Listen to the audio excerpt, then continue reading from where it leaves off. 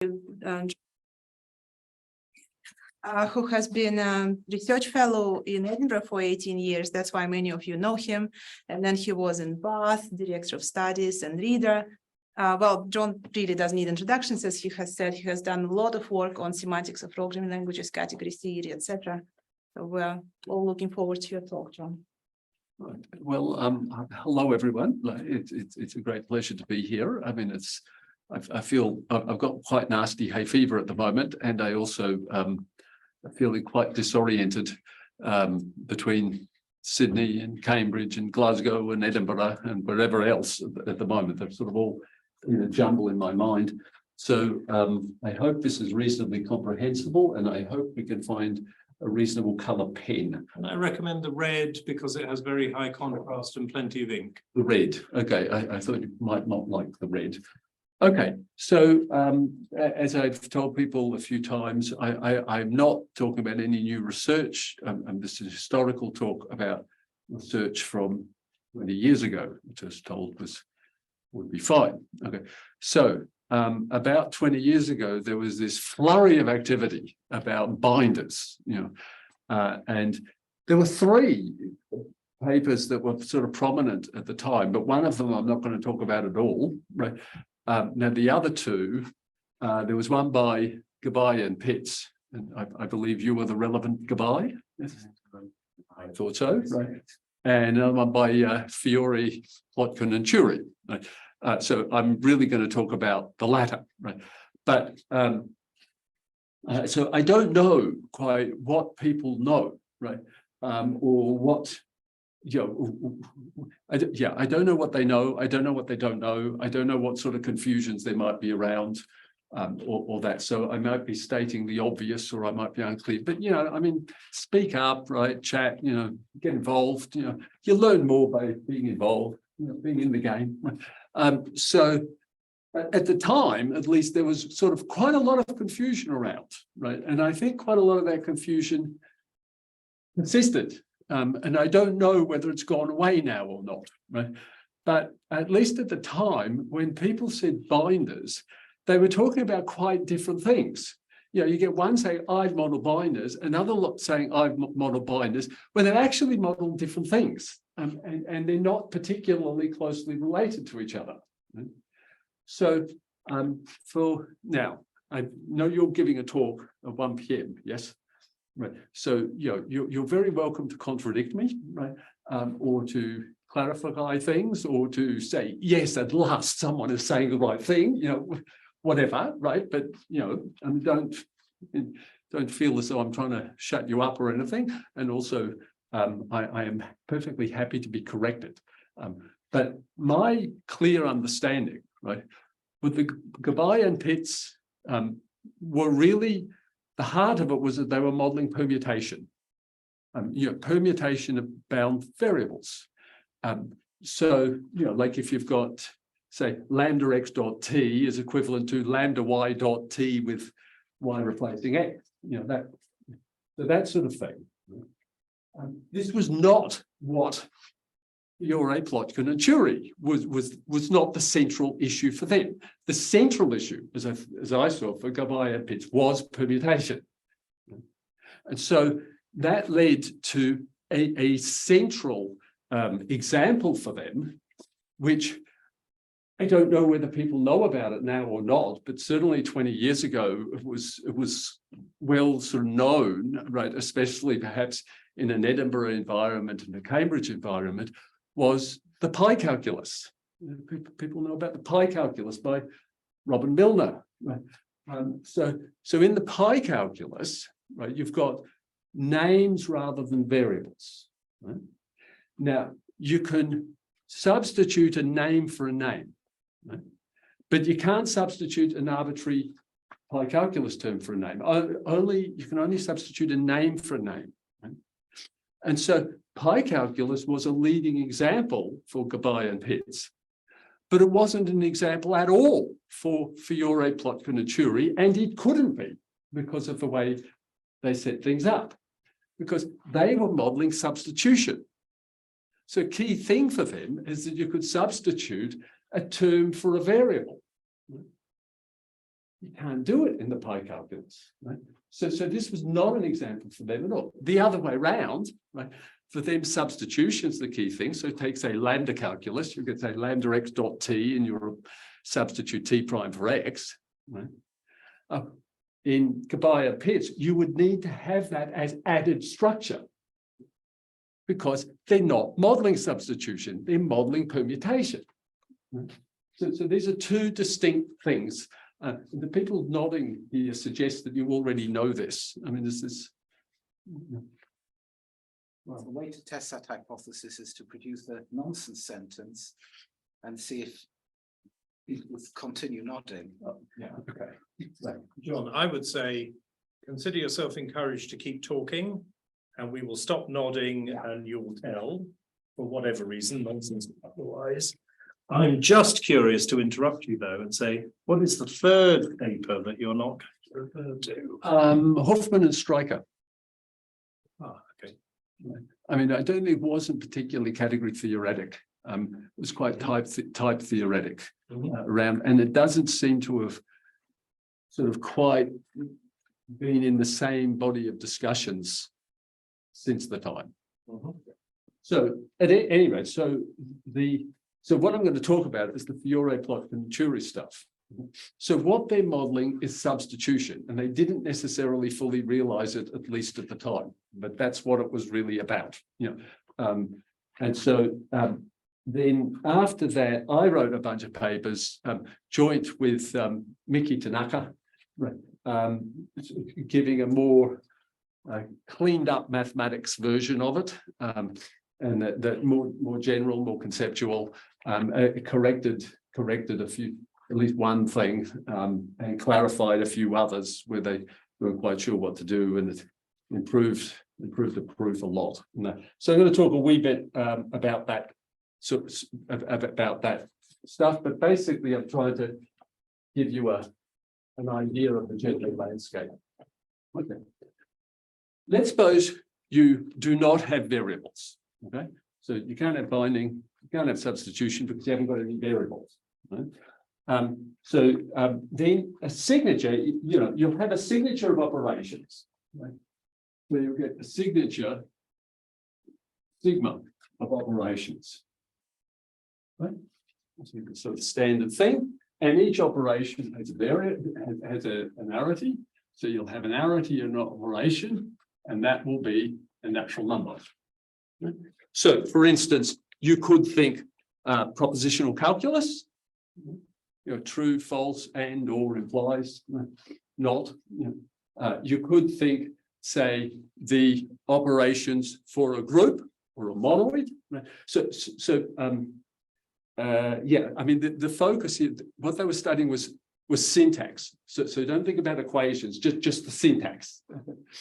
So you need some nullary operations for the following to make any sense or be of any interest.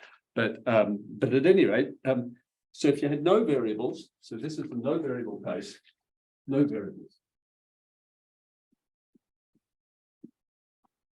I have a signature, they'll be of operations. Now, then that will generate, you've got a set of terms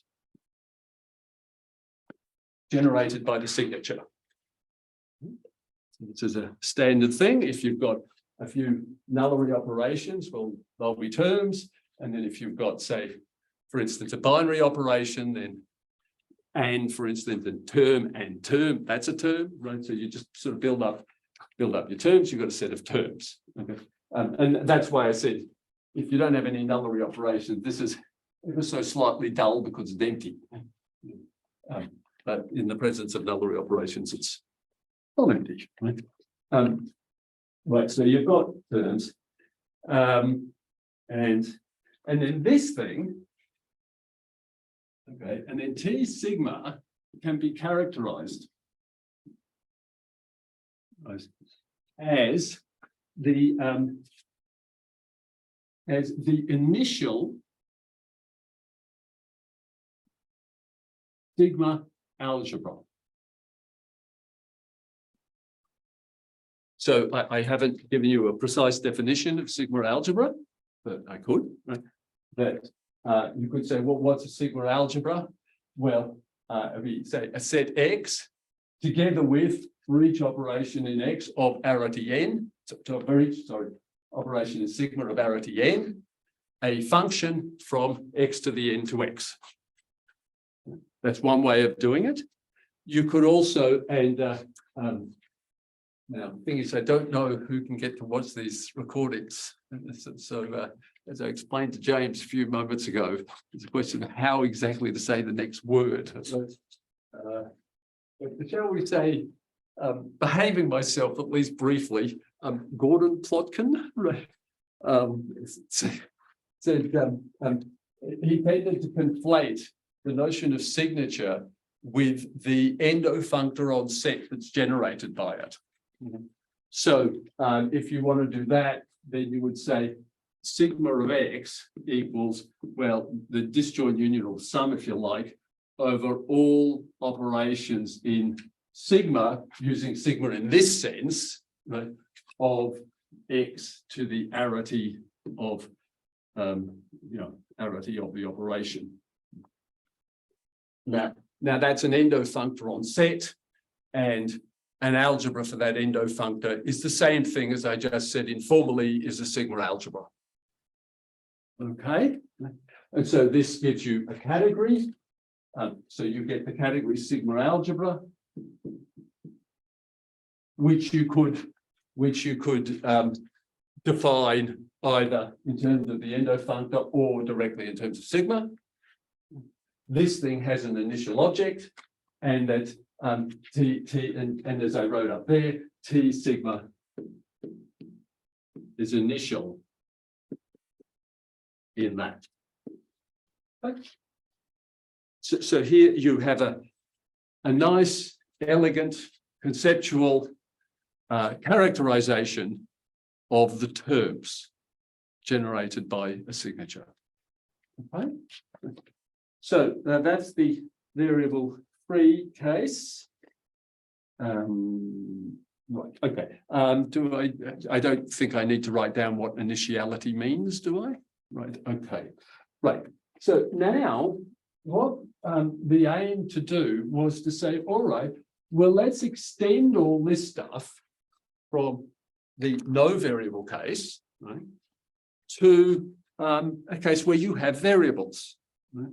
So, you could think of that as saying, all right, if you have variables, you could think of it as saying, okay, you've got binding, but you could also just think of it in terms of context I mean, so for instance, I think, I get the term binding is a term that's been around for a long time, like, say you'll talk about for all X, there exists X, you'll talk about lambda X, that sort of thing. So, it's not an unreasonable thing to talk about, but they wanted to extend this from here to a case where you've got variables around, like predicate logic, lambda calculus, sort of a let calculus, things like that. So how do you do that? Okay, variables. When you have variables. So notice here, this was sigma is an endofunctor on set. So this is on set. So implicit in all this, you have this category set, right? Yes. Okay. So what they'll do is they will extend set, I mean, in a sense, replace set, but in another sense, extend set. So they'll replace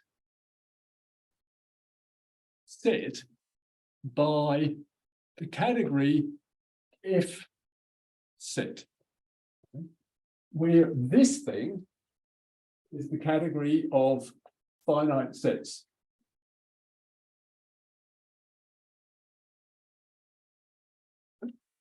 So they did that. And what maps? All functions. Right. I mean, if I was going to say just the permutations, I call it P, the category of permutations. Right? So,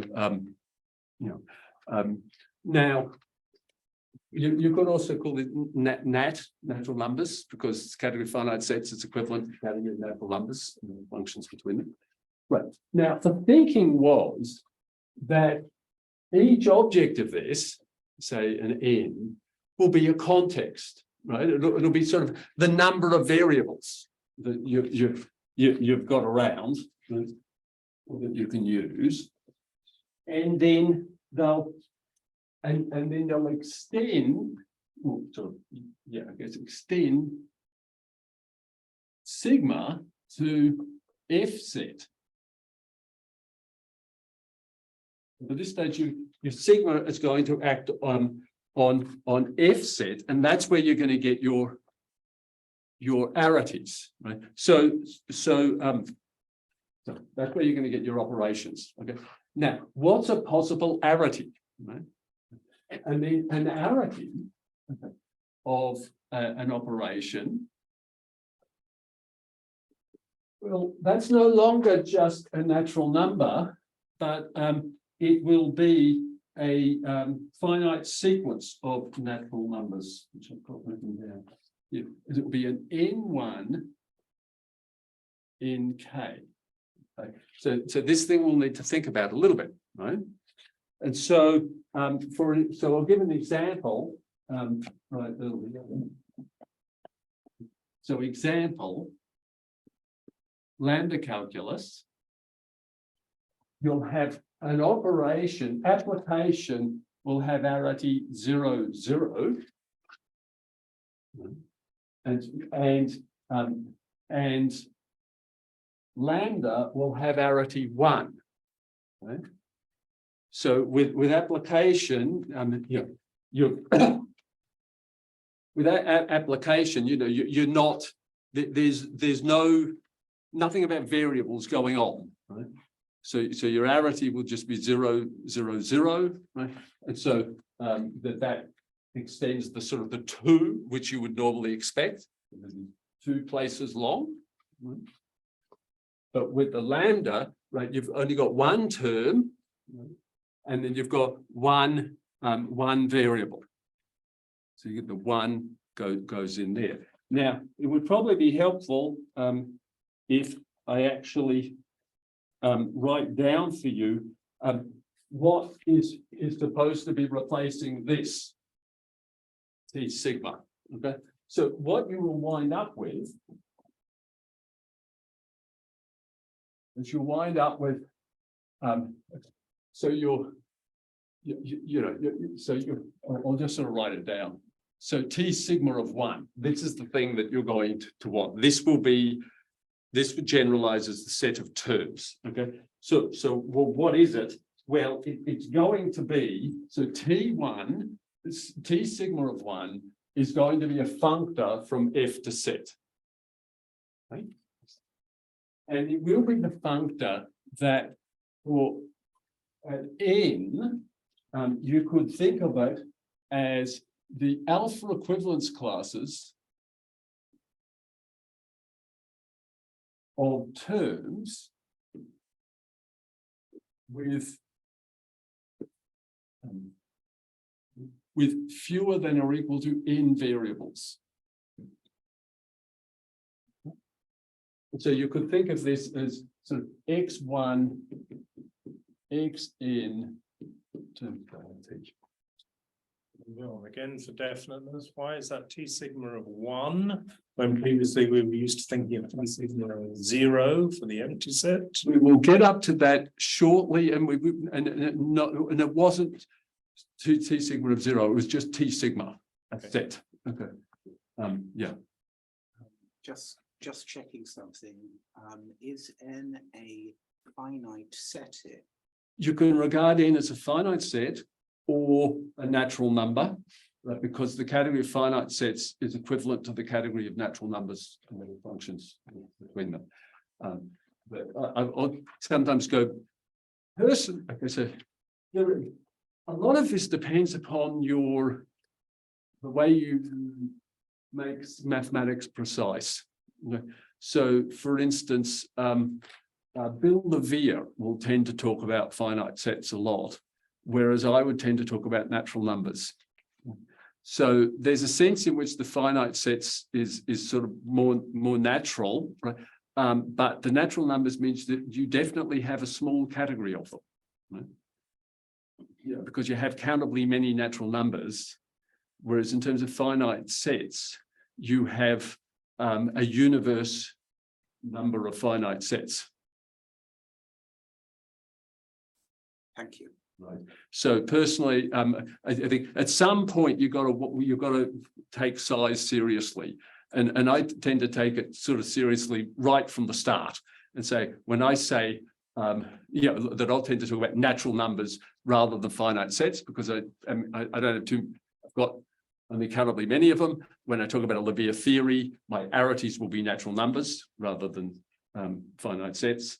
That sort of thing. And that's just in order to make sure I don't run into that I've always got a small category. When I say small category, I mean a small set of objects. I don't mean equivalent to a category with a small set of objects. Yeah. So how would you feel about taking F to be finite subsets of the natural numbers, for example? Well, I think finite subsets of it has structure that's different to, say, with category of finite sets or category of natural numbers, it's clear what your arrows are. They're all functions. As soon as you start talking about finite subsets, then okay, it's a countable set, right? Hang on. Yeah, it is a countable set, but I think you might start getting into a bit of confusion about what your maps are. Okay, so you've been clear on that. I personally I'm looking at the X. So there's a tiny mismatch here because you have F up the top, you have N at the bottom. Yeah. Explained why that's okay. That's fine. Yeah. I'd just be inclined to assume a set of atoms, God help me, and then take the X1 up to Xn to be these atoms, and then F is just all maps between the different atoms. Yeah, I've been known to do that too. So that's a legitimate thing for me to translate in my mind. I think so. I mean, what's in my mind and what's in your mind are not immediately comparable, right? But I think so. Thank you very much. So just a quick question / comment on what Jamie said. You would assume a set of atoms, like one set of atoms, or a functor from a finite set to a finite set, because I think there is a possible discrepancy here. you need to ask Jamie about that, because I didn't say anything about atoms. Yeah, I know, but that's sort of Okay. a point that I think would. Let's hold that off till one here. Yeah, that's what I'd suggest too. Okay, so I think just live with this for the time being. Okay, right now. Now then, let's see. So at this point, a sigma algebra, right? What is it? Well, then it's a functor x from F to Z together with your sigma structure. Well, what's that supposed to be? Plus together with. So I've given you already together with for each operation, all logs. Then I'll need, what I do is, I mean, they don't describe it this way in the paper, but this is what it is. So a natural transformation x of n1 plus blank cross x of nk plus blank into x. So you can see how that looks into examples, right? So if you have, say, your application, right? So then it would be just x blank cross x blank into x blank. And so what you'd be doing in this example, right, is that it's exactly, you've got x1 to xn turnstile t, x1 to xn turnstile t prime, and you'll get x1 to xn turnstile t prime. Yeah. But then if you have the lambda, okay, you'd have an x1 plus blank to x blank. So what have you got there? Well, you've got x1 up to xn and x turnstile t. And what you get back is x1 up to xn turnstile lambda x dot t. So you go from the n+1 variables in the context to n variables in the context. So this is so this works out. If you just sort of, you don't need to get into all the mumbo jumbo about, exponentials and all sorts of other stuff going on. I mean, it's just as simple as this. That's all that's happening. Right? So it's a sort of a natural mild thing to do. Now, getting to James' question, right? So at this point, so you've got, that's a definition of sigma algebra you got there, and you've got this thing. So then you've got the instead of initial sigma algebra, which you've got there, right?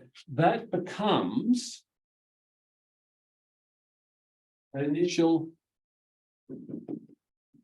sigma monoid here. Right? So that because you're not just modeling the operations anymore, but you're also modeling the substitution. And this is why I say this stuff is about substitution. I mean, it's not just we're studying binders, substitutions, a bit of the stuff of binders. This is what it's about. I mean, it's about substitution. And my understanding, which I'm willing to be corrected, of the Gabay and Pitt stuff is that their stuff is about permutation, right? So at any rate, what you get here is instead of just sigma algebra, you get a sigma monoid, and you get the initial sigma monoid. And this is the theorem, right? So the theorem that characterizes T sigma here. I mean, T sigma is the guy you want because that's the thing you've calculated. But the theorem that characterizes is saying it's the initial sigma algebra. Here, when you calculate the T sigma 1 of n, T sigma 1 is the guy you want. So the question is, how do you characterize it? And so the theorem says that it is characterized by being the initial sigma monoid. So everything is devoted to taking, say, T sigma 1, you know what it is, that it is what you want, right? And proving that you can characterize it in this sort of extrinsic way as an initial something. And well, what's the something? You'd expect it to be at least sigma algebra, but you've also introduced this new element because you've brought in the variables, and what you've introduced is a substitution. So you say, all right, well, I want it to be initial with respect to both the operations and with respect to the substitution, and you inevitably have a coherence condition to sort of relate the operations and the substitution, because if you just think, right, if you've got, say, lambda x dot t and you substitute x for, t prime for x, you don't get a new term, right? You get a term that's already in your syntax, t prime. So you'll need to have a coherence condition which says that your substitution actually is matching the operations that you sort of built up in another way, right? So then the whole effort then is devoted to sorting that lot out, right? And with the T sigma, you've got your sigma algebras, so that's clear. You've got a forgetful functor from there to F set, and then this thing has a left adjoint. And that is what induces your T sigma. Your left adjoint there. And so your T sigma of 1, this is why you need to have T sigma of something. So you have your T sigma of 1 is what gets you, is makes sense. Is this all right? No. For clarity, perhaps you could take a minute to write out what an initial sigma monoid is? Right, well, that's sort of part of the details, right? And this is on page 2. We have done page 1. For the details, so this picture doesn't have the sigma monoid, the category of sigma monoids, right? So there's a further. I have not written down the category of sigma monoids. So what does it, without writing the details of it, where does it fit on that diagram? Well, a sigma monoid is a sigma algebra together with a monoid structure, subject to a coherence condition. Right. So it leaves over the sigma algebra category over there. Yes. And you'll be looking at another left adjoint to get into it? No. Okay. The thing is that the coherence condition means, okay, so I will not explicitly look at another left adjoint to get there. Okay. What I want to do is just prove that the T sigma of 1, well, actually I won't prove it, but T sigma of 1 is the initial sigma monoid. And there's a category implicit in that, obviously, right? But I wasn't planning to talk much explicitly about it. Sorry for forcing your hand, sorry. No, it's perfectly fine. Okay. Sorry, John. Yeah. With a question, why do we know we're looking for T sigma 1 and not something like T sigma 0 or? Right, that question sounds familiar. Yeah, sorry. Okay. I'll let you get to it. So T sigma 1 gives you the stuff you know you want. So this is a nice pragmatic reason to look at T sigma 1, because when you actually calculate the thing, you know that it's the thing you want. I think it's also tied up with the fact that you need a monoid. Perhaps you could give a concrete example of what a typical element of T sigma 1 would look like. No, he has. Yes. So specifically, it's right. I see. Fair enough. Thank you. Yes, that's clear. This is a very productive. This is the discussion is very positive, right? I mean, that I'm all for the discussion. This is how you learn, right? By having the discussion, and that was not a stupid question. There are not many stupid questions around. I mean, there are some ignorant questions, but there are not. It's very unusual to hear a stupid question. I mean, but I mean, the thing is that even if I've said something, asking the question helps to clarify it and helps you to get, you think, I missed that. I mean, I miss the vast majority of stuff that goes on in talks. I miss tracts of the stuff. So but just asking things and then asking questions before I get up to them, that's great, right? That means I've structured the thing well, right? Because it means, right, they're just up to getting to want to know the thing that I am going to tell them in a few minutes. Wonderful, right? I mean, it means we're going well. Okay. May I maybe ask an ignorant question? So, okay, T sigma of 1 is what we want. What is T sigma of 0? What does it look like? Forgotten. I've forgotten. Oh, okay. Okay. T sigma of 2? I've also forgotten. I mean, it would I think it would distract us if I tried to remember now. Right. Perhaps. Hang on. I wanted to ask if at some point you can explain why requiring the monoid structure gives you substitution. Right. We'll get up to that. That's the next thing I had on my mind. I was going to do that before getting up to the sigma monoid thing. So did you have a follow-up that you wanted to ask then? No, I was curious. Yeah. So I think I understand what the N is doing. It's controlling the number of free variables. That's right. And granted that you've forgotten what 0 and 2 look like in the T sigma thing, but can you give an intuition of what the first parameter, the one that we're not varying and stuck at 1, is doing? No. Okay. But I've forgotten. Right. If I ever knew. Yeah. I'm sorry, maybe this is wrong. I was expecting T sigma 0 as well, because I thought the 0 or the 1 was the number of constants you added to your signature. Because you want lambda calculus with no actual constants, you would have T sigma 0. I do with the monoid, right? And why don't you hold on to that for a little while? Okay. I think it's probably related to the monoid bit. Okay. I mean, So, Can I interrupt you? You have about the same audience online, 11 people. Yeah. If anyone is asking question, I'm not sure how much they hear in the back row. They definitely hear or hard. okay. It might, but someone on the back row, they may not hear, and they cannot see anything that's above your head.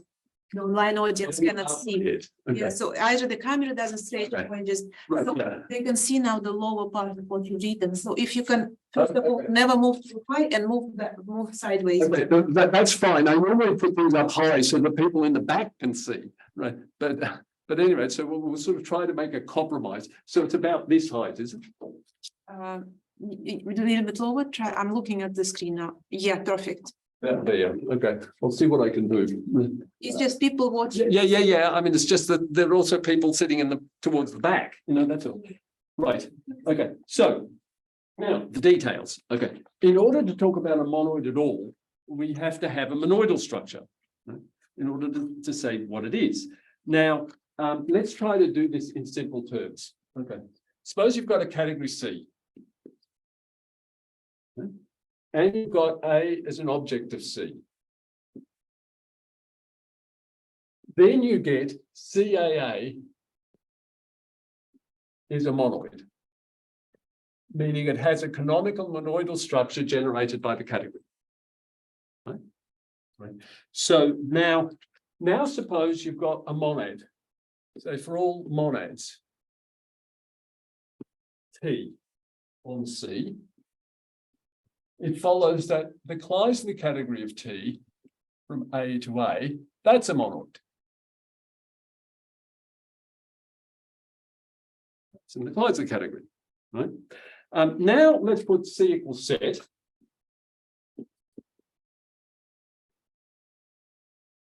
Right. Then you've got then T1, T of 1, right? And this is a different T to that T. We're at a different level here, right? Then T1, so that's the Kleisler. So that is the Kleisler from 1 to 1. So that has a monoid structure on it. Now, if we generalize this, okay, now replace set by cat, monad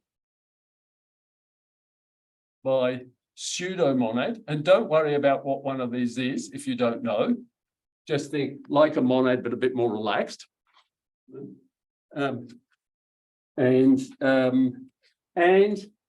And a something about size.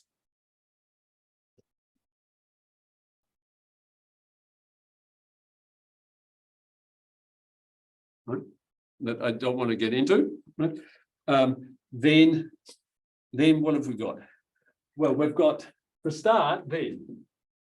Well, you've got F, right, equals S1 of, right? You don't need the size bit for this, or you actually don't need the pseudo bit for this either. For a monad is on cat, right? And where 1 is the terminal category. Yeah.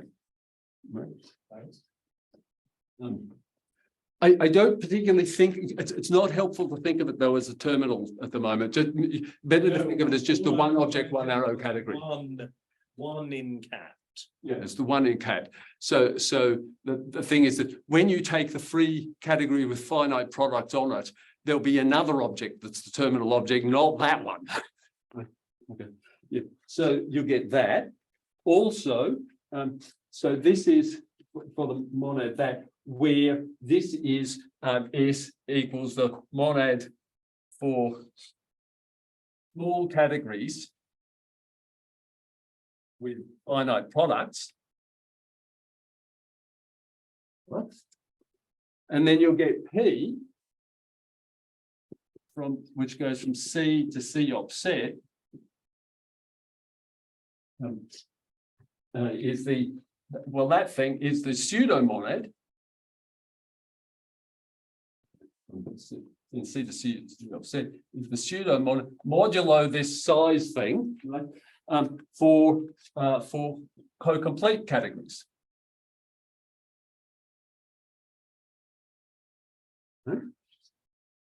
And you have there exists, and as a sort of a canonical, a pseudo-distributive law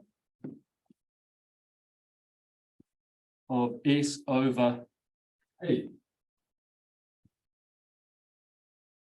And what that means is that so that means that PS is a pseudo-monad on cat modulo size. And then we can play the same game as we played here. So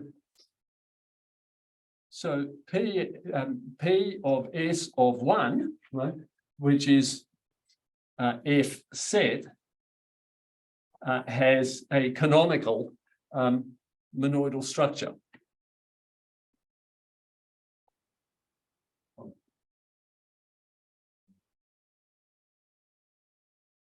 Right.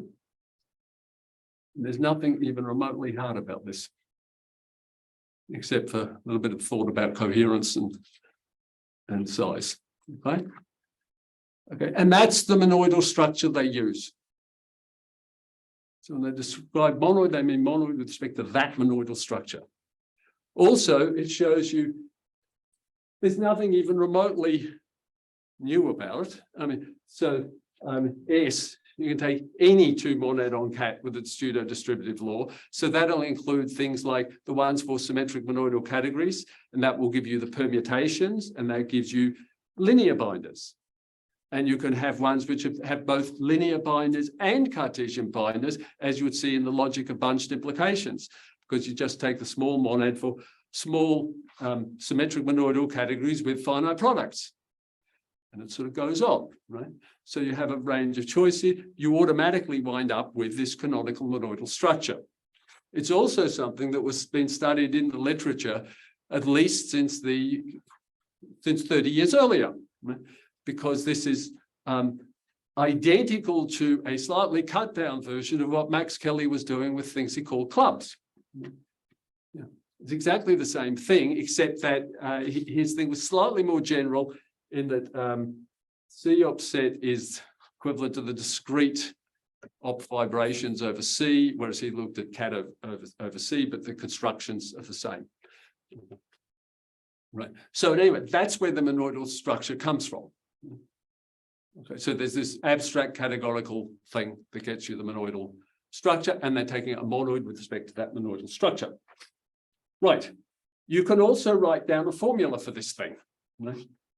Now, formula, I'm not expecting you particularly to understand the formula, but if I write it down, I mean, it means that you will see it's a bit complicated. And when I say later on to you, okay, you have quite a lot of complications sorting this out, it's because this formula is complicated. So I just want you to see it's a bit complicated rather than wanting you to understand it. So X dot Y at a C, we're talking, you know, like the C is the N, right? So just C is an arbitrary object of S1, right? So generalizing natural number, right? That thing is the co-end, which is a kind of co-limit over C1 in S1 of SC prime cross C prime bar with this thing S1 of set that thing of Y, that thing evaluated at C, where C, any object of S1, so C prime 1, generates canonically a map from A, C prime, okay, let's say AK generates canonically a map of out where A is an algebra. So given any algebra A, you get this thing there, which that gives you the notation. So all I'm basically saying is that it's a bit complicated. This is standard stuff, completely standard stuff you'd see in linear theories. It's just given any map you generate, this generates the map of algebras. Okay. So at any rate, that's the formula. It's slightly complicated. It's a bit of a complicated colimit, but it exists in general. Also, they wrote down a formula in their paper.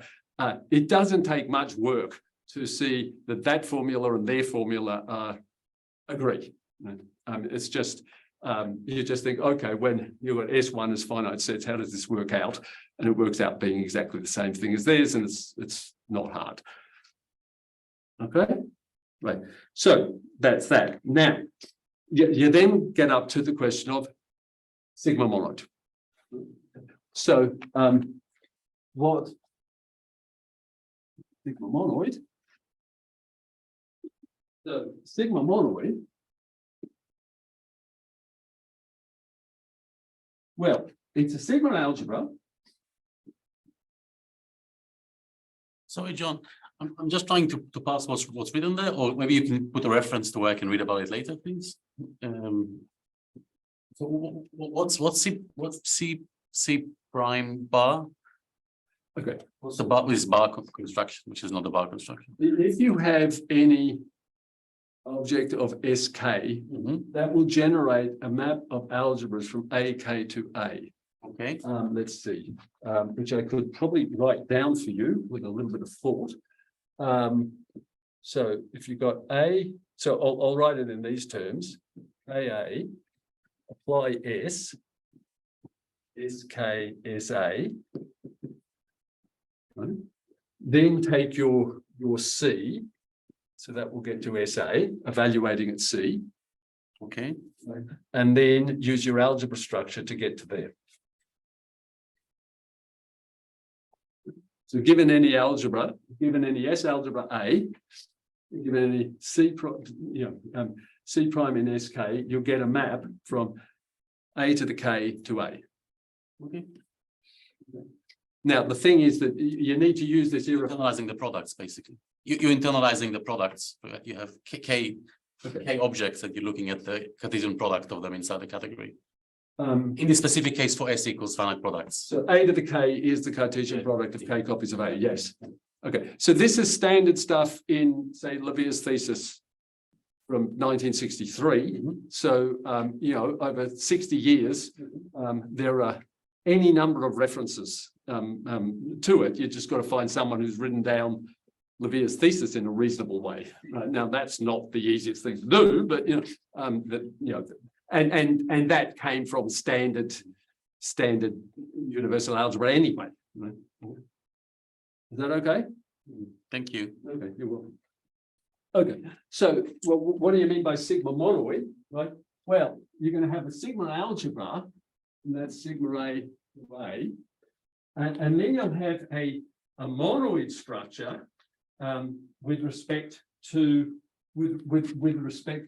that monoidal structure from there, and then you've got to get a coherence condition such that you've got sigma A dot A.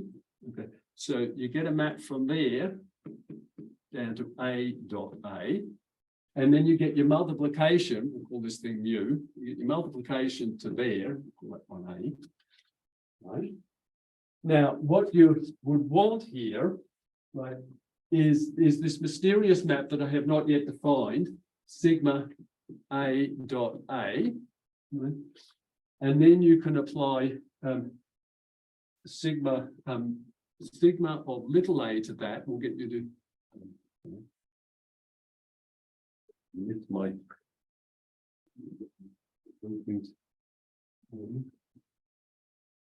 what? Okay.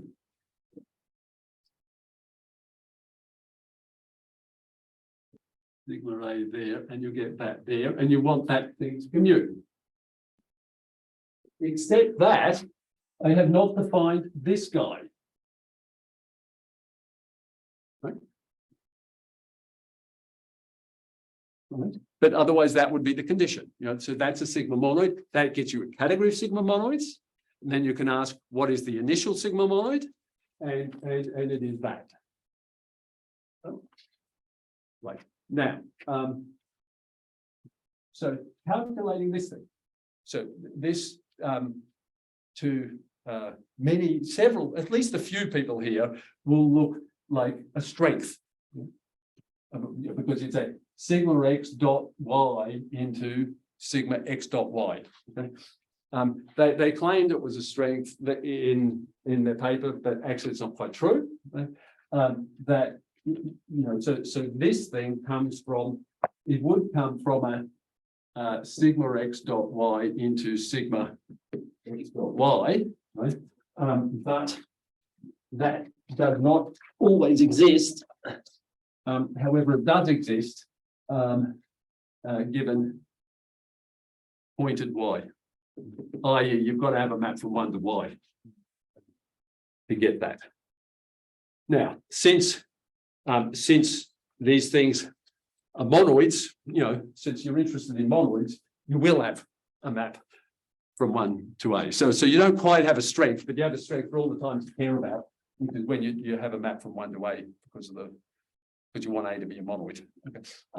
Now, to figure out what that actually is, you see, you use the dot in here, and that dot is this dot, and this is quite a complex colimit, and so you have to dig there quite a lot, and you use the Unida lemma, and you've got at least 2 different levels of these bars, and a bar for this level and a bar for S1 level, because this has an S1 algebra structure and S1 has an S1 algebra structure. So by the time you're finished, you've got an S1 algebra structure and an S1 offset algebra structure, and you use the Unida embedding. It's a bit, you have to do a bit of work. Yeah. So I'm constructing a narrative in my head to help guide me, and perhaps you can tell me if I'm on the right track. Perhaps I could, looking at the sigma monoid structure, perhaps I could think of A as a set of syntax with one distinguished constant symbol or variable symbol. It won't matter what it is. And then A, bullet A, arrowing A, that mu thing, all it does is it takes the A on the right and it plugs it in every time it finds the constant, the distinguished constant symbol on the left. Okay, so for a start, I think for an arbitrary sigma monoid, I don't know that it has any meaning per se. You know, it's just like a sigma algebra, you know, like before up here, sigma algebra. I'm not sure that sigma algebra has much meaning, except when you're talking about the initial one. And I think even more so here, right? There's certainly the idea this is substitution, right? And what you've described is a special case of substitution, I believe. Okay. So definitely the idea is of substitution. I think, though, you may have slightly overspecified it by talking about constants and that, because in here, which is, you know, this is the thing you're interested in, D sigma 1, you've got, you know, like an arbitrary term, and then based upon its arities, you know, what are some terms that you can substitute in, and then you're doing an arbitrary substitution. You're doing a substitution relative to them. Thank you. Yeah. When you write T sigma 1, is 1 the representable or the terminal object? 1 is the representable. Okay, then it makes sense to me. Oh, good. And so when you say 1 to y, that's also the representable 1, not the terminal. Yes, right. So I do a lot of overloading of ones, right? I mean so my use of 1 is very much context dependent, right? Because otherwise you wind up with about 100 different things, all of which mean 1 in a particular context. And you're using sort of different symbolism, and you're winding up with just as hard to remember, okay, now does T mean the terminal? Yeah, and does star mean this and does one mean that? And what level is all this stuff going on? And think, all right, well, you're going to get confused anyway. So you may as well get confused while having simple terminology. Everything called one. And then think, okay, yes, it's not going to, yes, you're going to be confused, but you would have been confused anyway, and there's less terminology around. What do you call the terminal object? Fortunately, I don't need to talk about the terminal object, so I tend just not to talk about it at all. But then, yes, I realize that there is a point about one. It's just like, say, the free category of finite products on one. Okay. So the free category of finite products on one has one as an object, but it is not the terminal object. Because you have to add a terminal object because you're taking the free category of finite products on one. Well, there one is the name of the category, not the name of the object in the category. Right. Except, what do you call the name of the object in the category? I call it one. Because otherwise, you know, where's your star, right? By the time you've sort of gone a few pages more, you know, star sounds like it should be an object of something. What? You know, you've got several ones around anyway. So which one is it the object of? Yeah, I mean, that sort of thing. So yeah, the one is the representable. And I think they used the term V for that, for their presheaf of variables. So they had loads of terminology around, but then you have to remember, okay, by V, they mean their presheaf of variables. By their presheaf of variables, they mean hom1 blank, right? And hom1 blank, you know, I mean, is the image of one, right? You know, under the Unator embedding, right? And you know, so you have to wind up remembering all of that stuff when the facts that you need about it flow from the fact that it is hom1 blank. You know? So you may as so my view is you may as well call it the thing that you actually use. Right? And the cost for that is you get this overloading of notation with several different things called one, and you've got to keep an eye out for which one, you know, which one of the ones are do you mean? So yeah, I mean, I do accept there are arguments either way, and people need to make decisions. Now, they made the decision to use V, right? I made the decision to use one. Anyway, they also had like two different, I think they had two different monoidal structures around, and they didn't know which one was substitution structures. They didn't know which one was definitive. This one is clearly definitive. You know, you just look at the argument. And they made a little mistake in there because they didn't realize they used a point.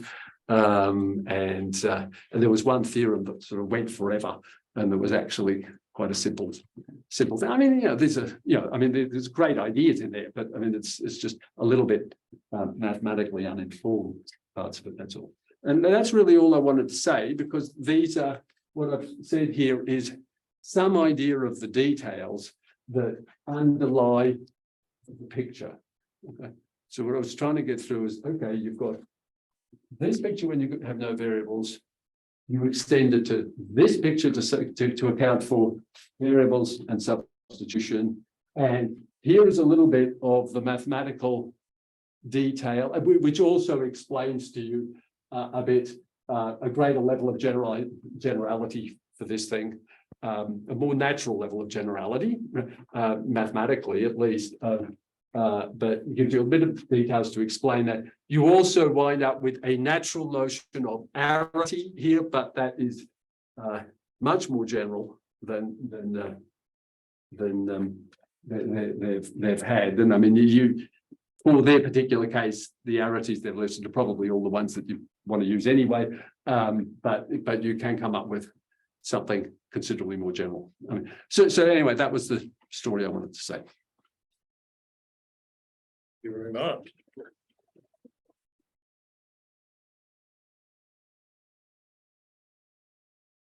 The end of the hour, and there are many questions so generally. So we have final form. There are any questions? Maybe let's try on Are there any questions, comments from the online audience?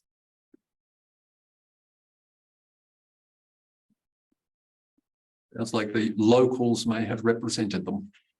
Yeah. Say, which I might I say, congratulations from me. Your many intelligent and interesting and not stupid questions. Thank you. But before any final question? I have one question that may turn into several. You're standing in front of the word monoidal because you have described an object, PS1, as carrying a monoid structure. It's a monoidal structure, yeah.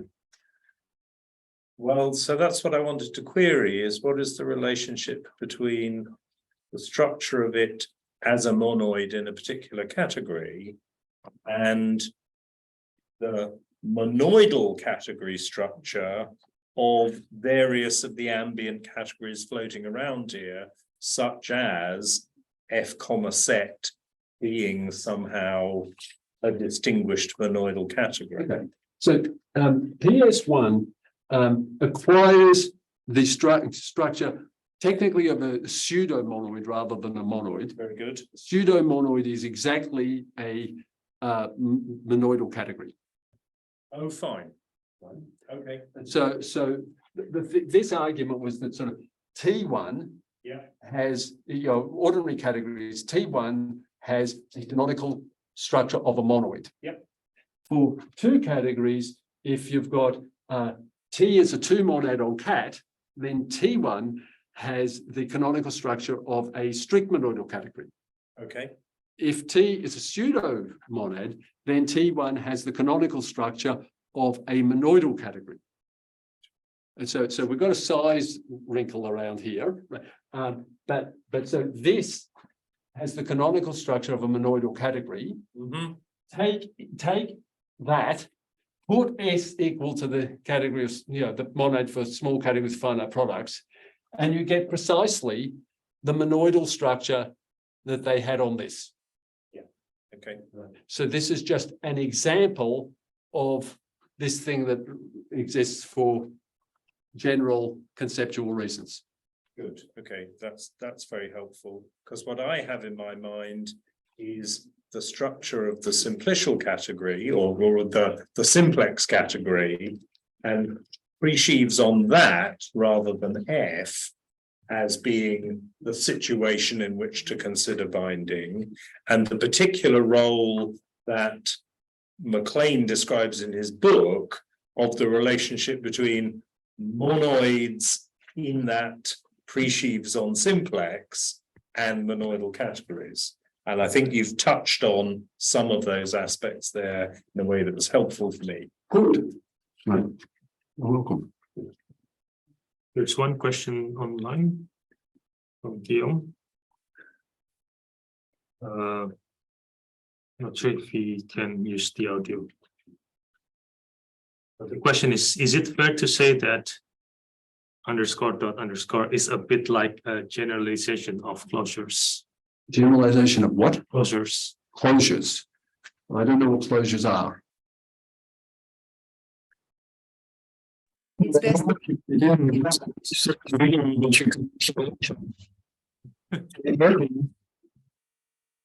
The audio is terrible, Guillaume. Can you try again?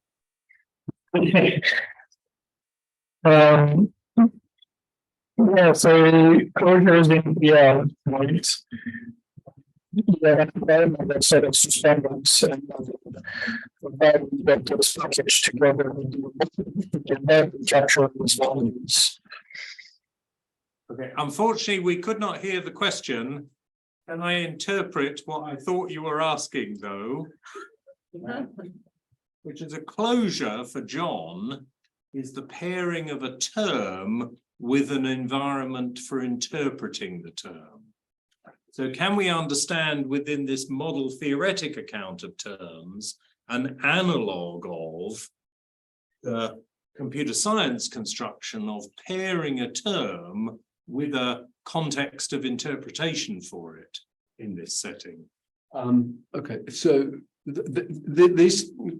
the question is too far away from the way I've thought about it for me to be able to give a good answer. I mean, other than just point to this.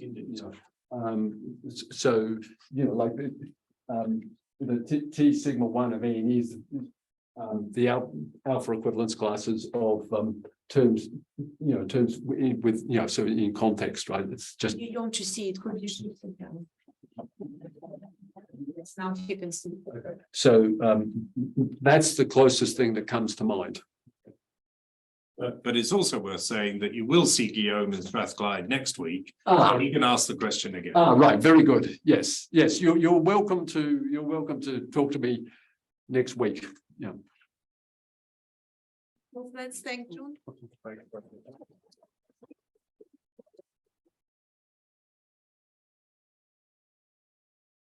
We